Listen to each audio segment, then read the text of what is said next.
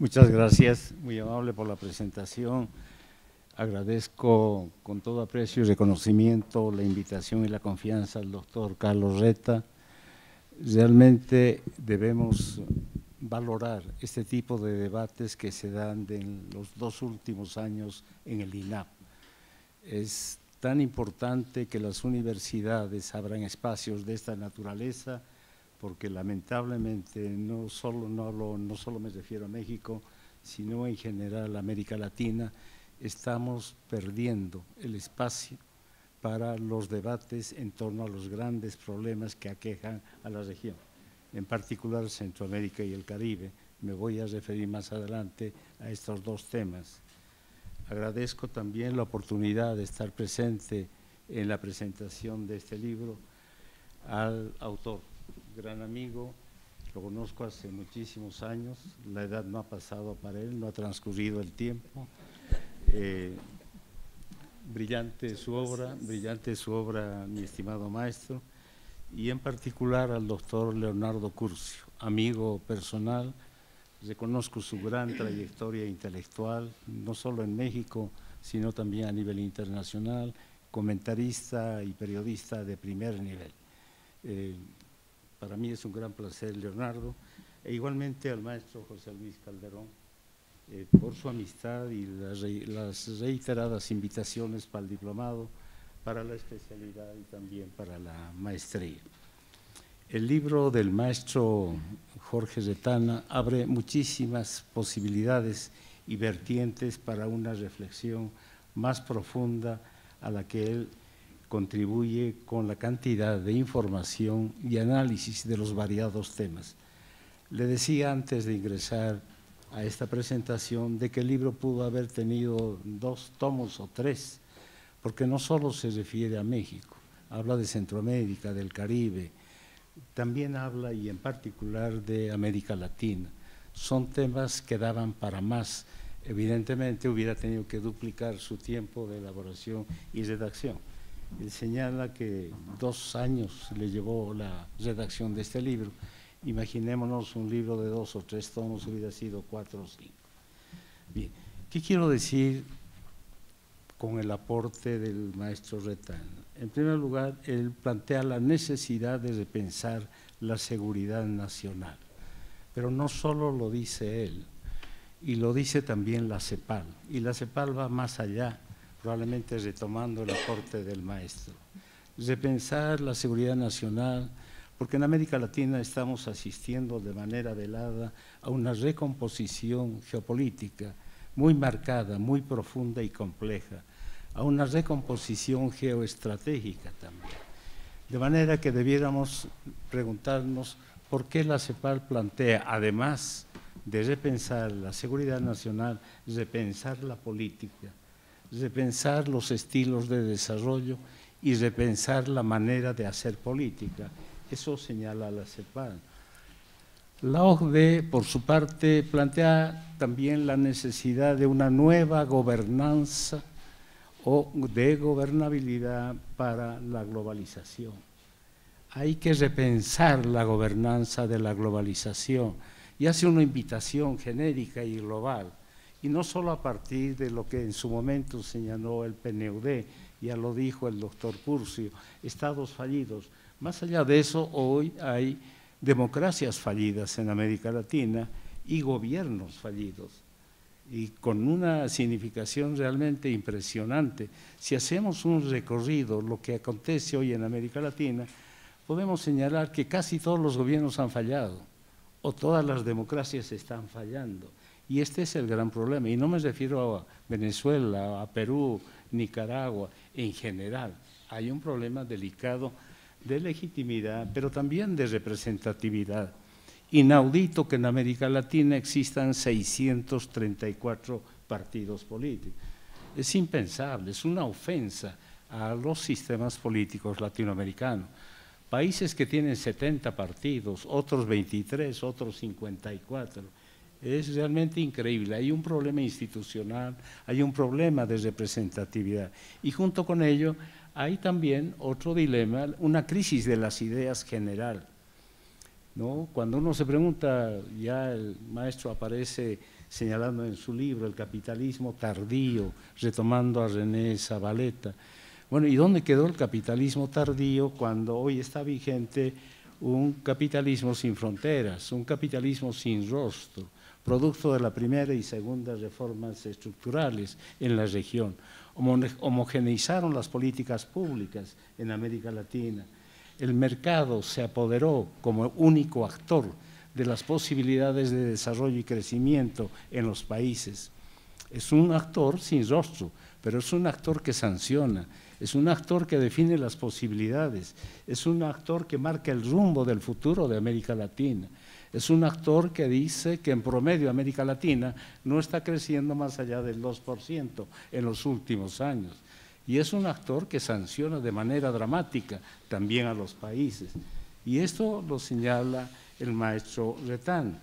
En estas circunstancias creo que también es muy importante, en esta necesidad de repensar la seguridad nacional, el riesgo está presente en América Latina. Es un factor que no lo estuvo durante la Guerra Fría, ¿sí? Y en estas circunstancias no solo es la incertidumbre, es el riesgo, pero no solo el riesgo económico, el riesgo político, debido a la vulnerabilidad social. Ya en la última reunión de la CEPAL realizada aquí en México, 168 millones de pobres, de los cuales 70 en la indigencia. Es realmente un factor de riesgo, no solo social, también de riesgo político. Y otro elemento importante, 48 millones de jóvenes en América Latina, llamados los ninis, ¿sí? 27 de los cuales desempleados, no trabajan ni estudian y el resto no hacen absolutamente nada. 48 millones que equivale a la población total de Centroamérica. 48 millones de habitantes tiene Centroamérica, que equivale a los 48 ninis jóvenes de América Latina. Y cuando uno se pregunta, ¿y dónde están ellos y qué hace? Y este también es un factor de riesgo, es un factor, sin duda alguna, que contribuye al crimen organizado o mínimamente, digamos, a la violencia que hoy se observa en muchos de los países. Algo también importante, los nuevos, llamémosle así, países emergentes en América Latina, son solo 3. A veces la prensa generaliza, imaginando que todos son emergentes, y no es así. Brasil, Chile y México, o al revés, México, Chile y Brasil, para evitar cualquier susceptibilidad, ¿sí? Son 3 países emergentes y no los hay más. Y algo importante, Brasil, más allá de Bolsonaro, candidato a ser la 5ª potencia mundial, y México la 8ª potencia mundial, si las tendencias continúan vigentes, y estas tendencias pueden o no favorecer a estos países. El problema es que hay que administrar la construcción del futuro. Es decir, la 5ª potencia no va a llegar como arte de magia, ni como símbolo histórico de todo el proceso que nosotros observamos en Brasil con Lula o Dilma Rousseff. No, hay que construirlo. Sin embargo, las tendencias son favorables en esta recomposición económica y política mundial y que impacta en América Latina, impacta en la seguridad regional. No por nada China puede ocupar un segundo lugar, ya es una segunda potencia y probablemente la primera potencia. El tiempo se acerca, no es el tiempo para el 2050 como tiempo histórico, refiriéndonos a Brodel. Es un tiempo que se está achicando y este tiempo hace que, como tal, nuestro horizonte, nuestra frontera no sea el 2050 o el 2030, es el 2025. Esto es fundamental. El libro blanco de la Unión Europea, donde plantea escenarios del presente y del futuro, la frontera es 2025-2030. El Partido Comunista Chino, ¿sí?, y el último informe de este Partido Comunista, donde se plantea el modelo chino de economía de mercado, socialismo de economía libre de mercado. Imaginémonos esta composición, socialismo con economía libre de mercado, invade el mundo y plantea también su frontera estratégica para el 2025. Y América Latina está presente, de ahí que no podemos pensar nosotros como región en el 2050. Nuestra frontera y nuestro horizonte también debiera ser el 2025 y el 2030. Y en estas circunstancias también debiéramos preguntarnos algo que el maestro Retana plantea, si la doctrina de contrainsurgencia, que él hace, digamos, un recorrido, capítulo 1, el 3 y el 5, con amplia información, debiéramos preguntarnos si está vigente o no en el caso centroamericano. Centroamérica no es hoy aquella región que encabezó el FMLN en El Salvador, o el ejército zapatista sandinista, que tuvo impacto en el ejército zapatista también, o en Guatemala de igual manera. ¿Cuántos murieron en Guatemala y cuántos en El Salvador? Como 170,000 aproximadamente, y lo señala el maestro Retana. Sin embargo, hoy América Central es otra región radicalmente diferente de ese pasado de la década de los 70 u 80. Hoy América Central es considerada una zona de riesgo y el Caribe de alto riesgo. Quiere decir que son países que carecen de valor, no tienen futuro. Si observamos Centroamérica, ¿qué exporta? ¿Sí? ¿O qué produce? ¿O de qué vive? Son economías de postre, café, azúcar y frutas. No tienen viabilidad. Sí, no tienen viabilidad. ¿Cómo compiten esos países en el mercado internacional? No tienen cómo hacerlo. Su frontera realmente económicamente y las circunstancias a partir de los cuales estos países pueden pensar el futuro está muy limitada. Las reservas de estos países de Centroamérica equivale al 8% de las reservas de Brasil y al 40% de las reservas de Chile. Esto quiere decir absolutamente nada. De ahí que el problema migratorio que uno observa en Centroamérica tiene raíces más profundas que solo la violencia, el crimen organizado, ¿sí? Y en eso maestro Retana también abunda con mucho detalle, particularmente el análisis de Guatemala, El Salvador y Nicaragua. Y algo importante, el Caribe es considerado, la región, el conjunto de países, como países de alto riesgo, ni siquiera de riesgo, de alto riesgo. De ahí que repensar la seguridad regional y la seguridad nacional en países de riesgo y de alto riesgo tiene características diferentes del pasado inmediato. Algo también importante que vale la pena mencionar, el impacto de las tendencias mundiales en América Latina. La agenda nacional se define tomando en cuenta el papel de esas tendencias mundiales en América Latina. No podemos tener la osadía de no incorporar en la formulación de la agenda, llamado Plan Nacional, Plan de Desarrollo, etcétera, etcétera, esas tendencias que están causando impacto serio en América Latina. Por otra parte, el maestro Retana también señala que la región está cambiando. Sí, está cambiando. China es socio comercial a nivel económico de muchos países. Alemania también lo es.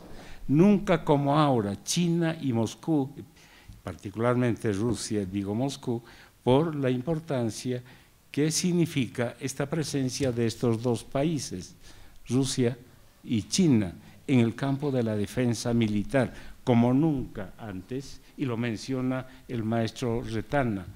¿Cuántas veces ha visitado el presidente de China América Latina en los últimos años? 5 veces. ¿Cuántas veces lo hizo antes, durante la Guerra Fría? Mao Zedong nunca estuvo, Deng Xiaoping tampoco no estuvo, y hoy Xi Jinping, ¿cuántas? 5 veces. Y la pregunta, incluso Putin, ¿sí?, ha estado en América Latina en los últimos años, y no es una visita de cortesía, ni es una visita turística, gratuita, en absoluto. Y están presentes, además, con obras de infraestructura de carácter estratégico para el futuro de la región centroamericana y también latinoamericana. Me refiero al canal en el Golfo de Fonseca, en Nicaragua, Honduras. O sea, es un canal que va a cambiar el rostro del comercio, pero también la geopolítica regional. La construcción del ferrocarril y del camino carretero, ¿sí?, de Brasil al Perú, va a cambiar el rostro, va a reconfigurar el rostro económico de la región. Y en esos, evidentemente, no está el capital norteamericano. Y el maestro Retana señala de que Donald Trump está replanteando la doctrina de la contrainsurgencia como opción efectiva para México, y lo subraya de manera clara. Pero yo quisiera hacer otro alcance, no solo como opción para México, también para América Latina. Y aquí hay un contrasentido. ¿Sí? Da la impresión que Estados Unidos está cambiando, ¿sí?, su objetivo y sus objetivos estratégicos para América Latina. Y esta reconfiguración nos permite preguntarnos, ¿Estados Unidos tiene una agenda para América Latina o no la tiene? También, según muchos autores, señalan de que no tiene una agenda. Sí, y esto se ve, sí, se ve en las reuniones de la OEA, se ve en el marco de las reuniones regionales, incluso a nivel de Naciones Unidas. En esa perspectiva, el maestro Retana también plantea con mucha claridad que a partir de 1989, la intervención norteamericana en Panamá, hay un cambio muy visible, ¿sí?, y una reconfiguración de la doctrina de la seguridad y de contrainsurgencia para América Latina. Y esto, señala él, abre las puertas para formas distintas de intervención norteamericana en América Latina. Y esta reconfiguración permite también plantear la posibilidad de una intervención militar. Y aquí yo quisiera hacer un alto en el camino. ¿Una intervención militar dónde? ¿En Venezuela? ¿Una intervención militar en Nicaragua? Debiéramos al mismo tiempo preguntarnos qué es lo que está sucediendo con el Tratado Interamericano de Asistencia Recíproca. Cuando se fundó el TIAR, tenía una concepción ideológica, política y militar. Y hoy reivindicar la intervención o la presencia del TIAR para el caso venezolano, creo que tiene elementos diferentes de aquel momento en donde se planteó el TIAR. ¿Será posible una intervención en Nicaragua? Tengo la impresión de que no. De carácter militar, no. Como en su momento hubo la posibilidad. Estados Unidos tuvo la posibilidad de intervenir militarmente por aire, mar y tierra en Nicaragua y no lo hizo. Sí, se acordarán el papel de comandante Cero en su momento, claro. Sí, y que también Pastor, que el maestro Retana lo plantea con mucha claridad. También debiéramos preguntarnos, ¿sí?, qué sucede hoy con la Junta Interamericana de Defensa, creada en 1942. ¿Está vigente o no está vigente? Porque los ejércitos se han reconfigurado, no son aquellos ejércitos. Incluso su composición interna, el papel de los ejércitos es radicalmente distinta. Esta concepción planteada en 1942 permitía una presencia directa a nivel gubernamental y de las sociedades de América Latina. ¿Sí? En ese periodo se habló de sociedades militarizadas de manera muy clara, o de un Estado, ¿sí?, en donde los ejércitos podían intervenir y apropiarse de él. Es el caso, y lo señala también el maestro, del proyecto Camelot para Chile, recordarán ustedes, en 1964, o la Operación Cóndor, también en 1975, que involucró a todos los ejércitos del Cono Sur, Argentina, Chile, Bolivia también estuvo incorporado en este proyecto Cóndor. Aniquilaron todo el pensamiento de izquierda en América Latina, no voy a hablar sobre él. Y el ejército no reconocía fronteras con la Operación Cóndor. Y de igual manera el proyecto Camelot, el papel de Kissinger, el papel de Nixon también, y la caída de Salvador Allende, que plantea muy bien el maestro. Sin embargo, hoy esos ejércitos que están presentes, que tienen una significativa, creo yo, actividad en el Cono Sur, no son esos ejércitos con capacidad para intervenir militarmente, ¿sí?, a nivel gubernamental. Dicho de otra manera, tengo la impresión que no es posible, como en el pasado, un golpe de Estado militar. No creo que vaya, digamos, el TIAR ni la presencia interamericana de defensa, en búsqueda o con posibilidades de una intervención militar a nivel de los gobiernos. De igual manera, la invasión de Panamá en 1989, ya comentado hace 2 minutos, según el maestro, abrió las puertas para las guerras de 4ª generación. Creo que es uno de los grandes aportes del maestro Retana, guerras de 4ª generación. Y lo dice de manera muy clara el maestro. Es decir, hoy en América Latina habría una guerra híbrida con características diferentes a la guerra insurreccional del pasado, planteado por las FARC o el Ejército de Liberación Nacional y otros en América Latina. Hoy son guerras híbridas, donde el crimen y el narcotráfico está presente, donde el terrorismo también está presente, con las características propias de América Latina. ¿Esto qué quiere decir? Que estas guerras híbridas sí abren las puertas para una intervención militar de Estados Unidos en América Latina. No por nada Estados Unidos planteó como una opción viable y posible una intervención militar en su momento en Colombia, por el problema de las FARC y del Ejército de Liberación, y como una posibilidad hoy en Venezuela. En estas circunstancias, quiere decir que está surgiendo una nueva teoría de la contrainsurgencia en América Latina, porque el enemigo está presente a nivel interno, y lo dice en su libro el maestro Retana, pero el enemigo cambió de rostro, no es el enemigo de antes, portador, digamos, de proyectos ideológicamente sustentados, de izquierda insurreccional, rural o urbana. Hoy el enemigo es otro. De ahí que este enemigo no anula la posibilidad de la contrainsurgencia, nada más que la contrainsurgencia hoy va acompañado, digamos, de una reflexión teórica y empírica también de manera diferente. De ahí que es posible, y lo dice el maestro Retana, de parte de Estados Unidos, intervenciones en América Latina contra enemigos irregulares asimétricos, y lo señala el maestro, enemigos irregulares asimétricos. Esto quiere decir que hay nuevos actores, irregulares no convencionales, enemigos que son parte no solo del crimen organizado, no solo también de un conflicto que se internacionaliza teniendo su origen a nivel nacional. Son enemigos asimétricos, es decir, no tienen un domicilio, su domicilio es la calle, y lo plantea también el maestro Retana. De ahí que estamos en presencia de una crisis de la seguridad, no solo una crisis de las ideas, no solo una crisis de la seguridad nacional, sino una crisis de la seguridad en un sentido mucho más amplio que la crisis de la seguridad nacional. ¿Qué quiere decir esto?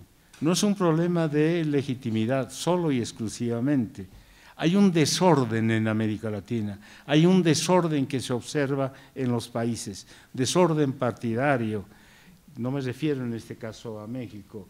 Hay una decodificación, no hay valores, no hay principios, no hay ética, no hay frontera entre lo legal y lo ilegal, no hay espacios por los cuales la democracia pueda transitar como tal. Es más, ya lo decían muchos autores, la democracia carece de apellido. Esto quiere decir que esta crisis de seguridad también hace que, y lo plantea el maestro Retana, en México hayan fallado, la política lo dice y lo subraya, hayan fallado los liderazgos, los partidos, las instituciones, los intelectuales y la sociedad civil. La cita, me refiero al maestro Retana.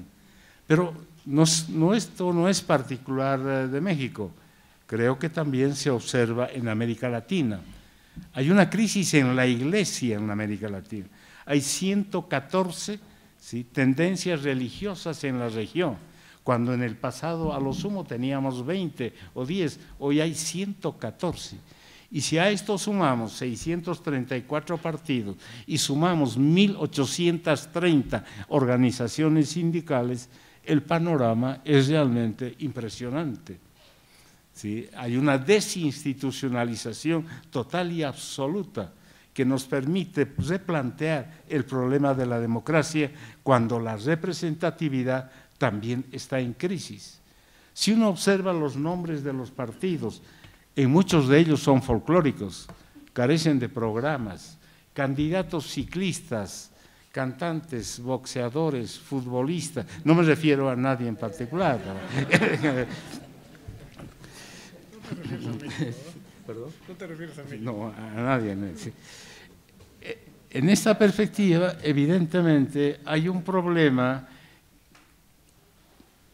que obliga también a redefinir la democracia. ¿Cómo pensar la democracia cuando ella carece de contenido y de proyecto? ¿La democracia es un proyecto de sociedad o solo y cabe en él como proyecto de gobierno? ¿O la democracia es un sistema de orden? ¿Qué es la democracia hoy en esta circunstancia? ¿Y cómo entender el riesgo nacional en un marco democrático en donde no aparece claramente definido su proyección histórica y su proyecto político-económico que la acompañe? También plantea el maestro Retana algo importante en el quinto capítulo, problema de la seguridad interior. ¿Sí? Esta seguridad interior está cambiando, se está transformando. Es imposible asistir en Lima a las 5, 7 de la tarde, no digamos tan temprano, 7 de la tarde al centro. Sería una osadía estar en Lima. Impensable estar en Caracas a las 7 de la tarde en el centro de Caracas. Hay un ambiente de tensión. Y quiero detenerme aquí 3 minutos. Da la impresión que el aire tuviera color y olor.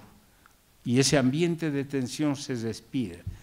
Y esta tensión se observa en los partidos, se observa a nivel gubernamental, pero también en las sociedades. La realidad está provocando, ¿sí?, una realidad en donde él está presente una amenaza, está presente el miedo social, hay un miedo social. Y este miedo social lamentablemente no lo entendemos, su lugar de procedencia ni las mismas consecuencias, porque este miedo social genera una tensión que puede derivar en conflictos de distinta naturaleza, como una amenaza presente. Emilio Tenti teoriza sobre esto, sobre el miedo social. Esto cambia, como dice el maestro Retana, la seguridad interna y la seguridad nacional. De ahí que algunos aspectos, o muchos de los aspectos que señala en su libro, merecen una atención seria, porque está replanteando una relectura de Centroamérica y América Latina.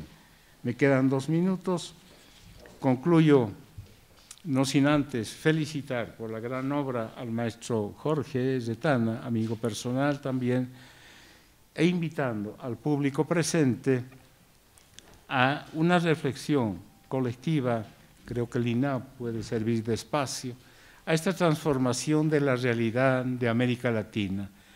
¿Por qué América Latina no crece como debiera crecer? ¿Por qué la frontera del crecimiento es entre 2%, nunca más de aquello? Aunque algunos países se están disparando, como Panamá, Chile, pero son variantes de un crecimiento genérico regional.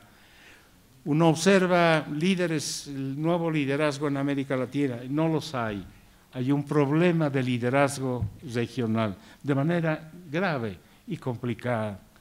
Hay un problema también derivado de una reflexión teórica sobre la realidad latinoamericana, la teoría de la dependencia o del capitalismo periférico, o del desarrollismo de Gino Germani, incluso de Celso Furtado, la teoría de Previtz, de Cepal, hoy carecen.